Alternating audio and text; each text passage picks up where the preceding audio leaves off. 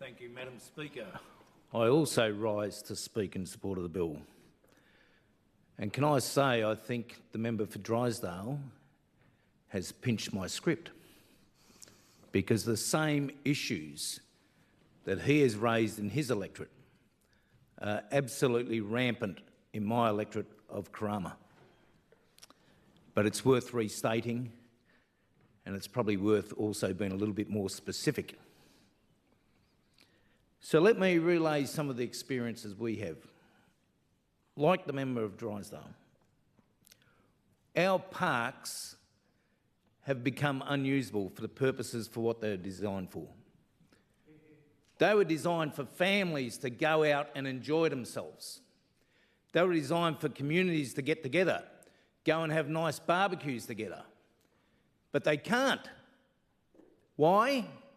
Because there is absolutely a heap of nuisance drinking which is deterring everyone from going anywhere near them. You can't walk around because of the broken glass. Kids will get injured, severely injured if they ran around there. If they ride their bikes, they're going to come out with punctures. No one can actually use these parks for what they were designed for. And that is shameful. That is absolutely shameful. And I particularly want to draw attention to Holtsalam Park in Malak and Robin Leslie Park in Karama. I go there every day. Holtsalam Park is directly across from the shops, and it is littered with rubbish out there. People actually try and go and play a bit of basketball, but they have to give that away because there's broken glass on the basketball courts. And with the nuisance drinking, it doesn't just stay in the park. It actually comes out of the park and goes around and destroys the neighbouring houses, destroys the lives of neighbours living in that neighbourhood. And I am there to represent those neighbours. Robin Leslie Park, right in Karama, right opposite Karama shops. It, at certain times, is absolutely a hellhole for people. They look across and they say, what on earth are we going to do there? And then the nuisance drinking escalates into violence, comes across into the shopping centre, destroys all lives around there, and the litter, absolute litter everywhere. I wish we could outsource our little laws to Singapore, because they'd certainly make it something different. And it goes on. Our bus stops. We cannot use our bus stops. People say, oh, go and use the bus. You wouldn't go near them. It's just almost another drinking spot for people to have. And then there's vomit and there's all the other stuff around there. So we've just got to have enough of it. And so I also just want to relay, I went to see a resident at 10:30 on Sunday morning up in Chambers Crescent in Malak. She called me because she wanted to talk about antisocial behaviour. I arrived there. Across the road, where we've got some public housing tenancies, but right on the lawn near the footpath, there were 20 or 30 people starting to drink, playing music. It sounded okay at that stage because the music was there. It was just like having a big party. But then she was telling me this happens all the time, Brian. It starts at 10:30. Have a look what happens around 5 p.m. Have a look at what happens at 9 p.m. Have a look at what happens at 3 a.m. in the morning. No one can get to sleep. There is violence happening, and it's all fueled by this nuisance drinking at the start. People are fed up. They want their lives back. So as I said, there's litter. Residents, it's sleep deprivation. They cannot get to sleep. Their children can't get to sleep. And this is all happening during school nights as well.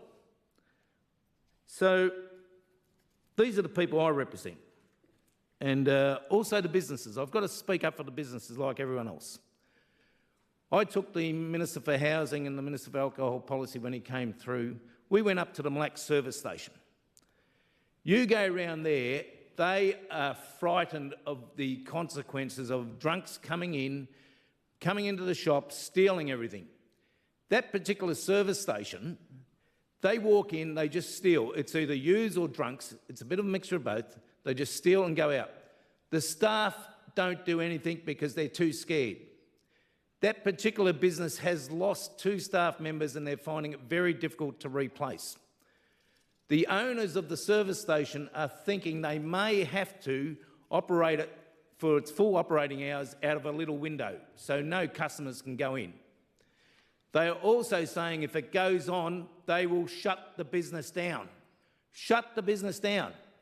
Now, what's that going to do for the wider community? You can't go and get your milk, you can't go get your bread, you can't get anything locally, you can't get your fuel. So we need to do something. We need to do it really, really quick. Now, I'm very interested in the Leader of the Opposition's comments. We have failed Territorians. We have failed Territorians. Well, I'm sorry. If we don't do this, we will fail Territorians. That's my message back to the Leader of Opposition. Now, let me go back to our plan. I do this every time. This is our Bible. This is a plan signed up by each and every one of us, a 17-strong united CLP team. This is our plan. And we went to Territorians with this plan. And no disrespect to the members of the bush seats, and I do absolutely respect them, particularly the member for Mulca. But the people of the Territory have spoken. They have spoken. We went down to, get this right, Darwin, Palmerston, Catherine, Alice Springs. All of those people have voted to, they voted for us. And you know what? We've failed them a little bit. I have to say we've failed them a little. Week 1 of Parliament, we will give police powers to fine, charge and arrest for public drinking in non-exempt areas. Week 1, well, we're in week 2. The reason we're doing it in week 2 is because the out-of-touch Labor opposition, who are not connected with their community, continually sort of bring up wasteful divisions when they don't need to. They delay time. They don't want Territorians to be heard. Well, we will stand for Territorians. That's our role.